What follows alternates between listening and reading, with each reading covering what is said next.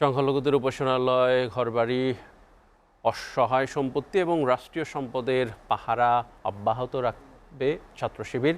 দেশের চলমান অস্থিতিশীল পরিস্থিতিতে সুযোগ সন্তানী গোষ্ঠীর কবল থেকে সংখ্যালঘু সম্প্রদায়ের উপাসনালয়, ঘরবাড়ি, সহায় সম্পত্তি ও সরকারি বেসরকারি প্রতিষ্ঠান, থানা ও বিভিন্ন স্থাবর অস্থাবর নিরাপত্তায় সুরক্ষা সারা দেশে ছাত্র শিবির যেই কার্যক্রম পরিচালনা করে আসছে, দেশ পরিপূর্ণ স্থিতিশীল হওয়া পর্যন্ত তা অব্যাহত রাখতে সকল জনশক্তিদের প্রতি নির্দেশ দিয়েছেন বাংলাদেশ ইসলামী ছাত্র শিবির।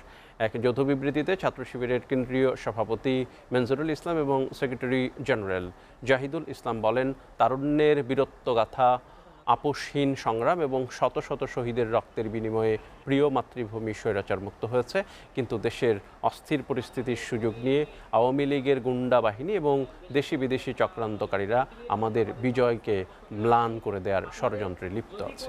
হয়তো রাত্রে কোনো আক্রমণ হয় কিনা আমাদের মন্দিরে, কিন্তু আপনারা যারা এই বিয়ানীবাজারের ছাত্র শিবিরের বাইরে যারা আপনারা আছেন দায়িত্বপ্রাপ্ত, আপনারা আসার পরে আমাদেরকে যে আপনারা বিশেষ করে আমাদের মনোবল জুগিয়েছেন। আমরা আপনাদের পাশে আছি। যদি কখনো এরকম কোনো সমস্যা ফিল করেন, আমরা বাংলাদেশ ইসলামী ছাত্র শিবির এবং বাংলাদেশ জামাত ইসলামের পক্ষ থেকে আসছি। কোনো কেউ আক্রমণ করার চেষ্টা করছে বা এরকম কেউ যদি করে, তাহলে অবশ্যই আমাদেরকে জানাবে।